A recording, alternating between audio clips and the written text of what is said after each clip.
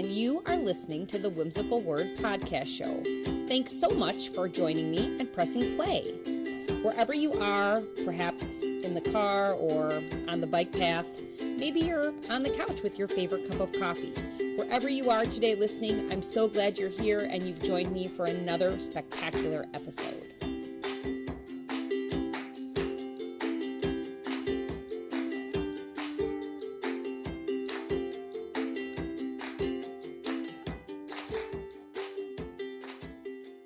Welcome, everyone. This is episode 11 of the Whimsical Word podcast show. I'm sure if you're listening, you're just about ready for spring. It's been a pretty dreary February over here in the Midwest, but I'm super excited for my guest today. It's perfect timing, I think, as people begin to reflect on their current career and are kind of wondering about maybe some career changes, some different possibilities. Before we get started, though, I'd like, if you're listening, if you could kindly hit the subscribe button on iTunes if you're here. It would be great if you could even leave us a podcast rating before you leave if you liked us. It really, really helps us in the ratings. So if you're listening, hit subscribe and hit like. That would be terrific. Without further ado, I'd like to talk a little bit about my guest today. Janet Courtney is the founder and CEO of Lighthouse Therapy, LLC. She is the newest online teletherapy company for schools. Janet is a speech-language pathologist of 25 years with the last 8 years servicing and assessing students, pre-K through 12th grade via telepractice. Her passion has always been helping all people to become the best they can be through therapy, mentoring, and supporting those that she serves. So welcome, Janet. I'm so glad you're here today. Thanks for popping on. Thanks, Andy. It's great to be here. Awesome. Can you, for those of us who maybe don't know a little bit about you and your life, I've given you a great intro, but tell us a little bit about yourself. Sure. I'm a Christian first and foremost, a wife. I'm a mother of 3. I also have 2 daughters, adopted daughters in Japan. We have foreign exchange student and their sisters. I'm a therapist, obviously, a new business owner. I started in therapy after having services for S as a child and had some traumatic experiences, so I decided to become a speech therapist. And I've been a therapist for 25 years and I love it. That's awesome. I love it. What kind of led you to the field of speech telepractice? Well, in 2011, I knew the technology was out there. I knew it was coming. I had looked a couple of years earlier and didn't find anything, and then started homeschooling my children. So I wanted to change. I needed more flexibility. So I started looking and went back online again and found Presence Learning at the time and started doing telepractice that way. Awesome. Wow. And so were there any challenges as you kind of moved, you did teletherapy for a while. Were there any challenges that kind of, that you experienced when you were kind of working as like an independent contractor for like a larger company to then like, what kind of led you to that decision? I think I'm going to go ahead and do this kind of on my own. Like what were those challenges and why did you decide to kind of branch out? There are so many challenges. There are lots of challenges. There are. It is, you wear every single hat when you start a company like this. There's no guarantees. Nobody guarantees you're going to get work. You have to learn regulations. I fumbled through those. Different states have different regulations, licensure requirements, sales, marketing, contract laws. There's just so many different things and legal things that you have to make sure that you cover, that you have no idea when you start this. And it's all self-educated. We're very smart people, speech language pathologists. We have a master's degree, so we can do this. It's just a lot. And when you're starting out on your own, it's not like starting with a company where everybody has their own thing that they do. No, they're all on you and you have to figure it out. And sometimes you get it right and sometimes you make a mistake and you go forward. Right. It's really no different than private practice. You're starting your private practice. And so, going from working for a building or working for a district or working for a hospital to then now you have to figure it all out. And then come challenges with okay, now you've got it. And now you're not just going to be you're going to add people, Right. which you have done. So that therein lies another set of challenges when you begin to be a boss, because we went to school to do therapy. We didn't go to school to be managers and marketers and all of those wonderful things. The nice thing about it, though, is it gives me an opportunity to mentor other people. That's one of the things I really love to do. Obviously, in my bio, I talked about that, but it really, truly is a passion of mine to help other people. You know, it goes back to that old adage, you know, you give a man a fish, he eats for a day. You teach a man a fish, he eats for a lifetime, and that's it. You know, there are so many of us out there that are super smart people that can do this. Yeah, and I love that, because you know, it's one of the reasons that I, like you, kind of started on my own in terms of like wanting to blog and wanting to tell people about telepractice, because I think to myself, had I known then what I know now, I would have done it a long time ago. And I see all these girls, all these women who are struggling, and they really think that maybe only a hospital is the answer or the school is the answer, but they don't even recognize there's this whole other layer of things that we get to do that aren't so structured, that have the flexibility. Maybe you're a parent. Maybe you have aging parents you have to care for. Maybe you're near retirement and you know, this is something that you'd like to try out in your later years. It's just a nice option, and to be able to mentor people through that and just show people what it is. It's so I feel like it's just the mentoring just gives you, it feels like you're giving back, like you're taking your wins and you're giving them back to other people. Exactly. That's awesome. I know that many listeners, one of the big topics and one of the big questions I always get is the interview process. And what is the interview process for speech telepractice like?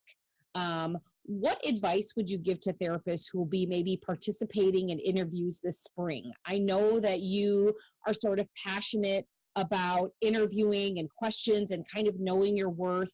So I'd kind of like to give you the floor there and explain what you think is important to ask in an interview, and how therapists can kind of self-advocate in situations where they might be an independent contractor. Well, I think there's two sides to that interviewing process. There's, you know, them getting to know you. Obviously, what are your personal qualifications? Are you an independent self-starter? Because honestly, if you're going into telepractice, you're kind of an island on your own. You're not going to have somebody sitting next to you, or you can't go down the hall and talk to another therapist. So you really have to be willing to reach out when you need help. So showing the company or showing the interviewer that you can handle being on your own and being that kind of self-starter, I think, is important.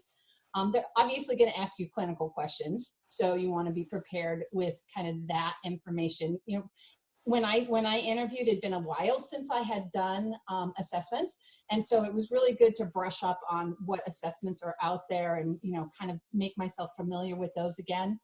And then the flip side of that is advocate for yourself. How much support am I going to get in this position? Do I get any funding or pay for orientation time, for licensure reimbursement? And are you going to pay for all of the licensure, or am I just going to get a bonus? Do you have mentoring? You know, is there going to be somebody I can pick up the phone and call, or is there somebody on the computer that can help me with a really difficult child? And then ask questions about the assignment. How many students am I going to have? What size of groups can I be expected to do? Because that makes a difference. And huge difference. Yeah, huge difference. And actually at Lighthouse Therapy, we limit it to 3. We will not, and 3's a lot. In teletherapy, 3's a lot. And we would never allow 3 on the same computer. They would have to be on their own separate computers. And we limit 2, obviously, if they're sitting next to it. But if you think about sitting next to kids next to each other, anybody who's got some spatial issues, that's an issue too. So you really have to be careful and understand what you're being asked to do, and make sure that what they're asking you to do is clinically appropriate. Because some of these companies, they are looking for a body, you know, the mirror test, you know, are you breathing?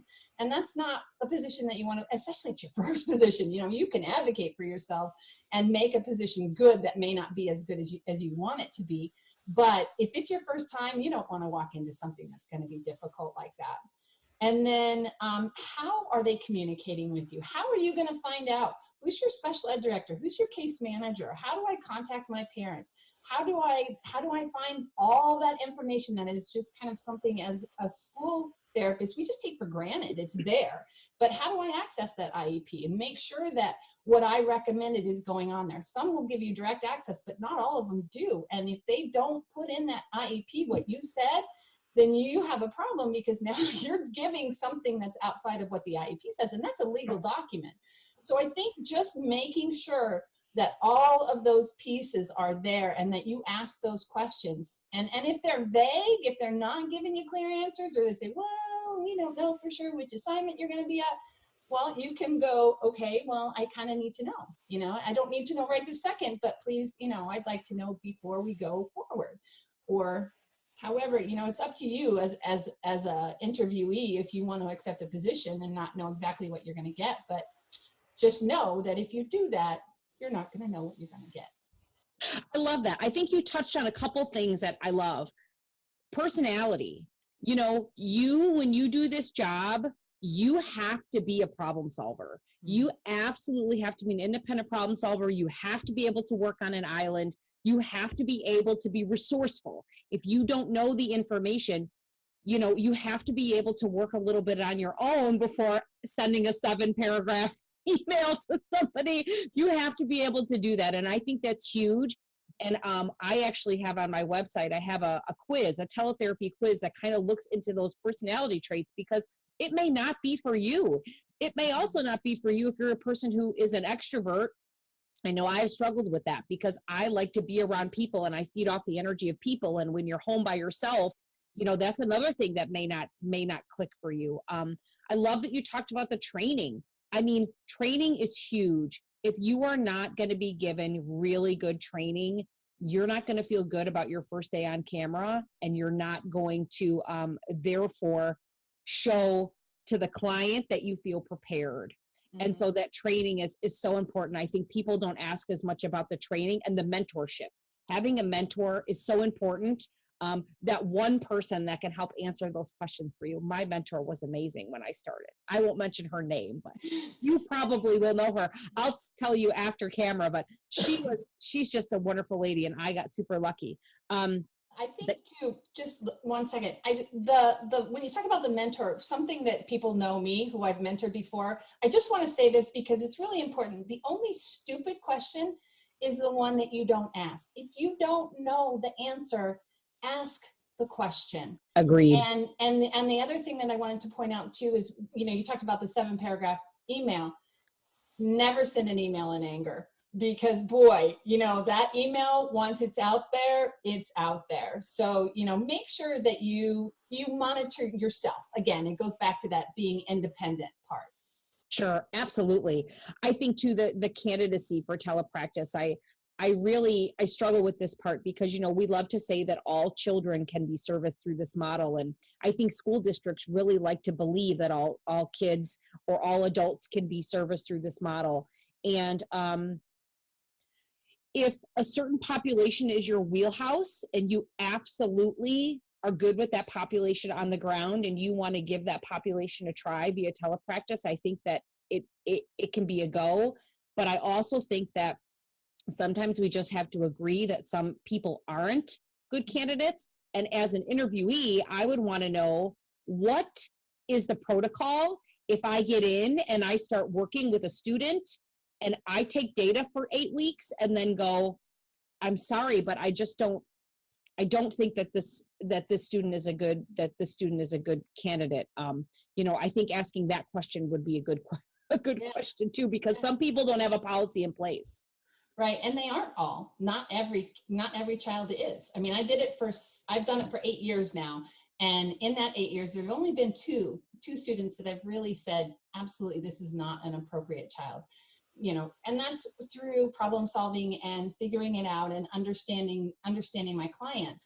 But, you have to also advocate for your children, for the students that you're working for. Clinically, is what you're doing, is it appropriate for that student? Are they making progress? Are they coming to the computer and learning? they absolutely can, and they absolutely do. But if you have a child that is not or is not appropriate, or is turning it off and running away every single time, then you need to get that IEP team together and do some problem solving and figure out something that will work for that child. That's why it's an individualized education program. So. A key word there, right? Absolutely. Terrific. Those are some great interview questions. Thank you, Janet. Mm-hmm. I know you're super knowledgeable about the licensing process. Can you explain cross-licensing to listeners and why it's important in speech telepractice? Oftentimes we're asked, well, I'm licensed in Illinois and I just work in Illinois. Well, sure you can, but why is that cross-licensing? It really is integral to what we do. Can you explain it for people? Sure. You have to be licensed in the state in which you reside, and you also have to be licensed in the state that the child resides in. You have to always have both of those licensures. So, right now I have 7. I'm working on my 8th. Actually, I was working on Kentucky before I got on with you. And that having those licensures, and why do I, as a CEO of a company, even have them? Because I'm a therapist. I will always be a therapist, and I always want to, if I'm going to be working in a state, I want to know that I can hop in if my therapists need help. And that's not something that a lot of people do. Anyway, that was an aside.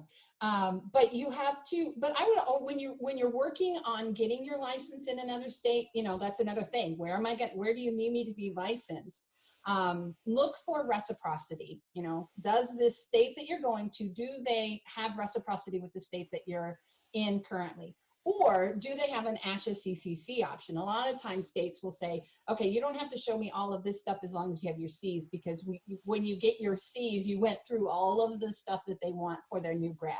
So definitely look for those options. I think just about every state that I've ran across has one of those 2 options available. So make sure. And then honestly, I would tell you, there are some states, if you get licensed in them, even if you think you're not gonna use it, if you're an independent contractor, you can write that off and keep that license. It's so much easier in the long run to keep that license instead of letting it expire and then having to go back through. I'll tell you, Pennsylvania is one of the hardest to get relicensed in. It took me 6 months to get relicensed in Pennsylvania. So there are states that are easier and there are states that are harder. And then you have to make sure that you keep a copy of absolutely everything. Make sure that, I have a file for each state that I've ever been licensed for. I even have my praxis exams from the 1990s. And it saved me. It saved me when Utah insisted that they get my practice exam. And it's like, okay, it's 25 years old. I know, but I still have mine too, right? I still have it. You worked hard for that praxis exam. You better keep those results. Keep them. Laminate them. Every single piece of paper that you get from the states, make sure you hold on to it. Be organized and have a file. And then also make sure that you keep track of when your license are due, who needs what. There's all kinds of different spreadsheets out there that you can get that you can track your CEUs and know what the requirements are in each state. And if you keep on top of it, I go to ASHA every other year because I know that I can fulfill 90% of that in one 3-day weekend. That's just me. It works out really well for me. And then the other thing is, and I've written on this, is that they are ASHA is working on the speech language hearing interstate compact, and there is an update in winter of 2019, and I actually got a copy of it. There's a draft you can get of it out there. It's a ways away, and there are no guarantees of what states are going to be in it because, they're dependent on the states to pass the legislature to go with it. So, but keep an eye on it because, boy, when that comes, it'll make it a whole lot easier to be cross-licensed. Right. And people don't realize that when you cross-license and, you hear people say, well, why do you have 7 licenses? When you have all these licenses, it makes you more marketable because then it opens up the doors for you to see students in those states. You may reside in one, but now you have 7 states where you can see bulks of students, it makes you more marketable. So, you know, don't think that you can go in and get a job and just keep your same state license. You most likely, I would say, you have like a 95% chance you're going to have to get cross licensed in another state. And hopefully the place that you begin to work will help you navigate that process, because it can seem very daunting at first. The other part of that I didn't mention is you also have to make sure that you don't need a teacher speech language pathology license as well. My license in Utah and my license in Ohio, I have to have my teacher speech language pathology license as well. So not only do I have to have my state license, but I also have to have that piece too. They're usually not really hard to get. My Utah one wasn't great, but make sure that you don't have to have that as well. Right. Because different states have different requirements. If you're working, now that's if you're working in the schools. Obviously, if you're not doing school therapy, then you may not need it. But if you are working in a public or a charter school, you have to have it, and you have to make sure that you have that. And you can tell them that you have your license, but if the company doesn't know you also need that, it comes back to you and your license, not the person that's hired you. Right, right. That Department of Education license. Sometimes you need both. I know for Illinois, you need both. Indiana, it'll depend if you're like, you know, sometimes the charter schools don't require it, but the public schools do. So it just kind of depends. And again, that's really on you. So the licensing piece is really just a part of teletherapy. And so the benefit is you get to work from home.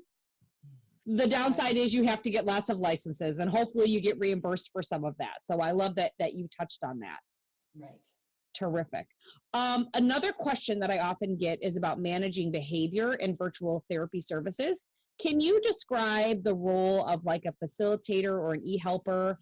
And then what techniques do you like to use or to help you ensure that your sessions run as smooth as possible? Yeah, so at Lighthouse, we call this person our student support specialist. So every company, every school is going to give that person a different name, a parapro, an assistant, whatever. So just, you know the terminology for your school or for your company. But the biggest thing is open communication. I think that is so key with this person. Make your expectations really clear.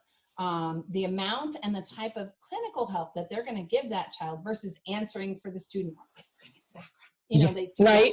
Yes. Like, don't do that. That doesn't help my child to get better, my student to get better if you're giving them the answer. So making those clear, giving them positive feedback and following through. If you say you're going to do something, or you say you're going to send something, or you say you're going to be somewhere, you know, do that. Make sure that you're following through on what you said. And again, the thing that I think goes the farthest is just a simple thank you. Thank you for your help. Thank you for getting the kids to the computer on time.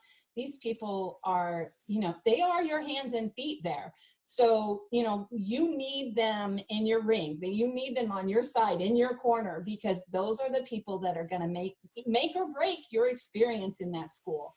And if you have a bad situation with them, you need to air it out. Not everybody's going to get along with everybody, but I've had situations where they didn't like me. They didn't want us in that school. They were angry about it. And I'll tell you, I just constantly thank you. What else? Sugar, lots of sugar. Yeah, lots of sugar. Yeah, exactly. I was trying to remember that you can something about honey and yeah. Right. You catch more flies with honey than you do with vinegar. Exactly. And that's exactly what I did. At the time, there was a smart person that put me in charge and said, hey, we need help with the school. And I did. I just was positive. Every email was positive. It was thank you. Even if it was a nasty email, it was always, well, what can I do to help? And once they saw that I was there to help them, then it was a 180-degree turnaround. And all of a sudden they were doing things to help me, and we were a team, and that it turned that school around. We talk a lot about buy-in, you know, and I know that we were talking about behavior, but let's step back and talk about buy-in, because there are times when the people who made the decision to bring your company in or us in as teletherapists aren't the people that have to work with us. Right. And so, you know, the people that come are like, why are my students doing this? Why are my students on the computer? What is, you know, the facilitators, all of this. And I love that you said, the positivity and the willingness to be open-minded and work. It really can do so much to build those relationships and build rapport. We really underestimate it. The simple power of a thank you, the simple power of, I'm so happy that you were here today when Johnny did this, or thank you so much for being my eyes and my ears, and thank you so much for facilitating this to me. It makes such a huge difference, because now we have to go out of our way to communicate that way, because we don't get to sit at lunch with these people.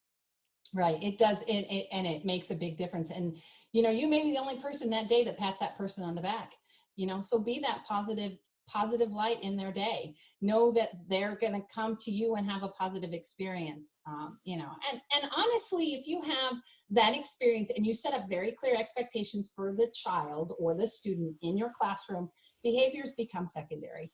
I've had students that have rolled on the floor, thrown themselves on the floor, tried to hit their parapro, tried to, run out of the room. And as long as we keep coming back and trying to find the things, that hot button for that child, it works. You can do it. It takes problem solving, and not just you. You have to do it with the team. You have to do it with that student support specialist. Help me to figure out what this child likes. Let's do some therapy on the computer for a couple of minutes, and then let's let them play with some manipulatives on the table, and then have them come back. Figure out what works. Clinically, right. You guys, they can do that. You guys know this job. It's the same. It's the same. It is the same, Janet. And I keep telling people that it really is the same. It can be the same, and we make it to be much more than it needs to be. So.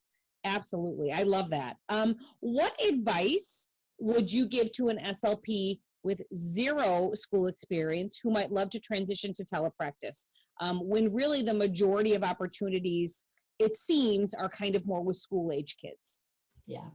I would say experience with students or children is a must. Doesn't have to be school experience, but you need some experience with kids. If you've been a sniff therapist your entire life and have never worked with little kids, you're going to have trouble. It's not an easy transition, because you're not only transitioning to little kids, you're also transitioning into a media format that you may or may not be familiar with. If you have experience with adults, stay with adults in telepractice. There is some out there. You can find it. You just have to look, and you have to be persistent. Again, it goes back to, what do you want out of it? And also expect the pay to be based on the knowledge of the position that you're applying for. That's a really hard thing for therapists to get. They hear what therapists make. They hear this person made that, this person made that. But if you have no experience in the schools, what am I going to do? I'm not going to pay you what I'm going to pay a person who has 5 years of experience in the schools. And honestly, if you want to get into telepractice, you truly want it, go work for a school for a year. Just that 1 year of experience in the schools, it may not be what you want, but that 1 year of experience will make a big difference when you come into telepractice, and the amount that people are going to be willing to pay for you. And there are companies that, honestly, if you don't have any school experience, or if you don't have any experience with kids, they're not going to hire you. They just won't. Right. Yeah. So it's a lot of training. You have to train a lot. And so the IEP process as itself is a huge learning curve. And so, many times we're asked to do, be case managers. And so that really makes a huge, that's a huge learning curve on top of telepractice if you don't have that. And that's such a nebulous term too. I have been a case manager where I've done everything from start to finish, and I have been a case manager in name only. So it really will depend, are you going to, what am I expected to do? That goes back to being, am I a case manager that's going to set up the meeting and call the parents and make sure that all the staff is there? Or am I going to be a case manager that just runs the meeting and does the paperwork? Or am I going to be just the therapist that's there, but because it's speech only, I'm going to be the case manager on paper? So knowing that, knowing what's expected of you, and don't get upset if it's harder or easier, figure it out. It's your job to do what you've been contracted to do. So, ask the questions. Again, go back to ask the questions. What do you expect me to do as a case manager so that I do it right? If I know what's expected of me, then I'm going to do it right. Whereas if I just go in, barreling in and try to take over, you'll upset people. So know what's expected of you. And that goes back to really good communication with the school. Totally agree. I love it. Terrific. Is there anything that you can think of that's missing from the telepractice space? Where can people like you, people like me, SLPs, entrepreneurs, researchers, sort of fill in the gaps of where we're at now? Because telepractice is now, it seems hot and upcoming to some people, but it really has been around for 10 plus years. And so where can researchers and other professionals fill in the gaps? My biggest difficulty, honestly, from beginning to end, and it was shocking, was equal access to assessments. There is definitely an inequality of availability of certain assessments, speech language assessments, psychological assessments, and it's really frustrating. I know that the digital forms are out there, but I can't get access to them. Some of it I think is changing a little bit, but not completely, and it is frustrating. Is it because of the cost? No, it's more about the whether or not it has been approved for telepractice. And so some companies have been given access to do the trials, but then they've kept it and others don't, and I'm not gonna, I can't. Oh, wow. No, that's really interesting. Now that I didn't know. Yeah. So I really thought it was more about like a cost, because cost prohibitive, and it is true. The sad part about it is when we're giving, sometimes we're forced to give tests the old fashioned way. And when we're thinking about reliability and validity, that it can be a sticking point.